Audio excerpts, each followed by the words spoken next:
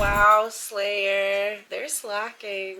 Welcome back to the channel, everyone. Today in this video, I want to talk about a couple of things that caught my attention. First off, Knee. He has been inducted into the 2025 Esports Hall of Fame. This is an enrichment ceremony. Knee is one of the most historic and legendary fighting game players of all time.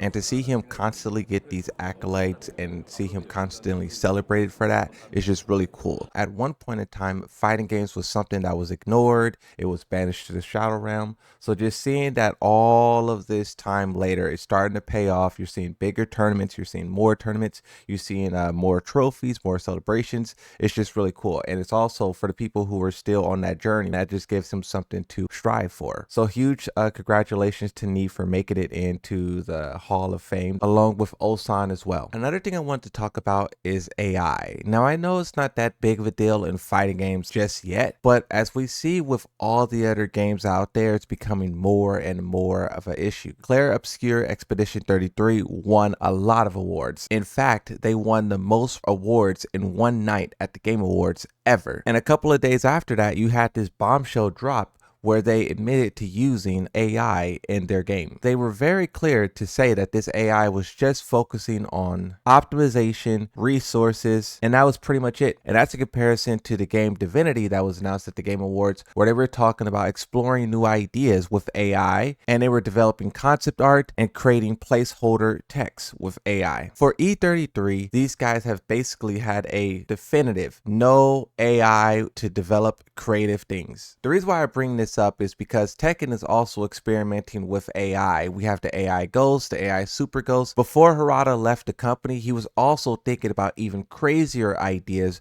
where if you did a misinput, AI can understand the move that you were intending to do, correct that input, and it still comes out. He never said what game he wanted to implement this, but with how fast AI is evolving and how also hand-holdy Tekken 8 is, would they really introduce something like that?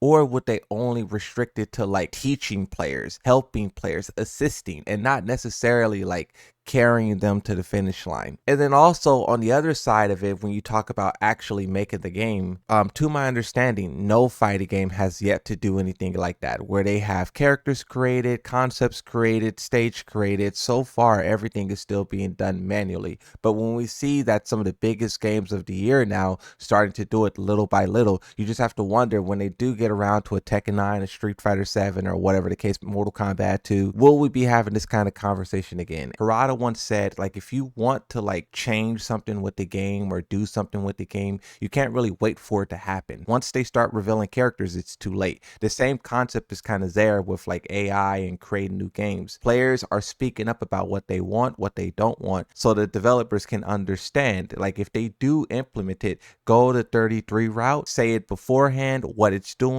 how it's doing, and also try not to replace like your whole entire dev staff in the process. And funny enough, at the same time with Tekken 8, there's a little bit of a weird thing that happened with AI. This Twitter account says, I'm interested in Tekken 2, but if there's no one to teach me, so ...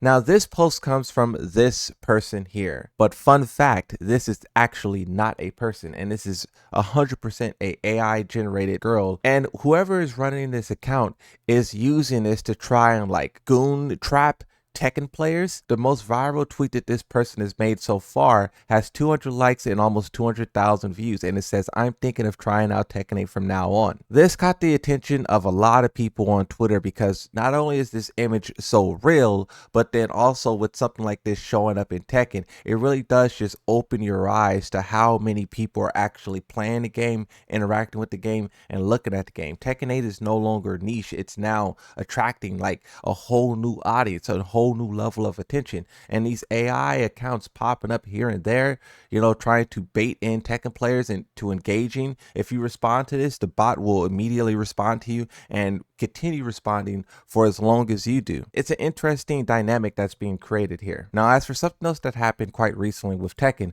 was Bandai Namco putting out this tweet here. There wasn't really much context to this tweet, but basically the post says that they identified a region in Tekken that was abusing the the regional leaderboards, and they banned that person who runs it, and then also the player who was doing it. I spoke to some of the people who are actually impacted by this, and they explained to me a lot of stuff. A lot of it I will not say. They want to keep some things private. But what I will say about this is at least what happened. So you know how we were talking about Guam? This actually isn't applied to those guys. Those guys are still unbanned and they're still rocking and rolling and probably will show up at the Tekken World Tour Finals. This is actually being applied to a different set of players in Iran. Bandai Namco basically received some kind of documentation. They didn't provide that to the players or that organization, is what I was told. And the allegations basically were that they had a private chat set up and they were talking about allowing one player to win the tournament. The person who I spoke to who runs this event says that he was not part of that conversation. I asked him if a conversation like that pertaining to allowing one player to win a regionals took place in his group chat, and he said not to his knowing. The two players who were allegedly going to be allowed to just win the tournament, one of those guys, to my understanding, didn't even make like second place. He made like barely top 8 or something like that. And then the other guy did actually win. But what I was told is that he is a like very good player who wins all the time in the region of Iran. With Bandai Namco having all of these different tournaments and regions participating in the Tekken World Tour, I personally thought that there would be more communication back and forth. They said that they didn't receive any type of email communications or anything from Bandai Namco before the ban. In most parts of the world, if the employer fires you from your job, they have to give you a very like good explanation as to why, or they could be held accountable for like negligence or something crazy. So I feel like Bandai Namco should be operating that same way when they have tournaments participate in their event. On the topic of Bandai Namco, if you remember, the Tekken 8 boycott that was created at the start of season 2 was somehow commandeered by Bandai Namco. The explanation that I received from some people who are like very knowledgeable with these things is that since it has Tekken 8 in the name and they created a website using Tekken 8's name, Bandai Namco probably claimed that as like infringement of their IP. If the name didn't have Tekken 8 in it, Bandai Namco probably wouldn't have done anything to it. Now, there are claims of Bandai Namco purchasing this website, but I don't think that is the case because it has their name on it. They can take it. And then also trying to pay someone to take down a website like this could classify as a type of extortion. And then also you don't want to be negotiating with some random Tekken player over a website, because if that player really held a grudge and they went public with that whole thing, it can transform to even more of a PR nightmare for Tekken. So this is why I think that they simply just took the website because it had their name on it, and the person who made this, maybe they aren't even aware, maybe they are. Regardless, another thing that I want to talk about was kind of the final dying of arcades. We know that this process has been happening for over 2 decades, but some places are still holding on, like Pakistan and whatnot. Japan had a couple left, and a couple of days ago we had the closure of the final few for Bandai Namco. This is the place where a lot of great Japanese players honed their skills. Even Akatsu on Twitter was talking about how this is where he got his start with playing Tekken, because you know he started off playing Tekken, then he transitioned to being a developer. Michael Murray as well. And it's arcades like these that were the foundations of it. When Harada talked about how he used to walk around arcades to get feedback from players, it was places like these. You really just have the end of an era. Fighting games will just have to fully embrace the online era and fight very hard to adapt and maintain their popularity in it. And with them being live service games, sometimes they go up, sometimes they go down. Even a game as popular as Street Fighter has their high moments and their low moments. We know that Street Fighter is very popular in Japan, so some of their backlash doesn't echo across the player base like it does for Tekken.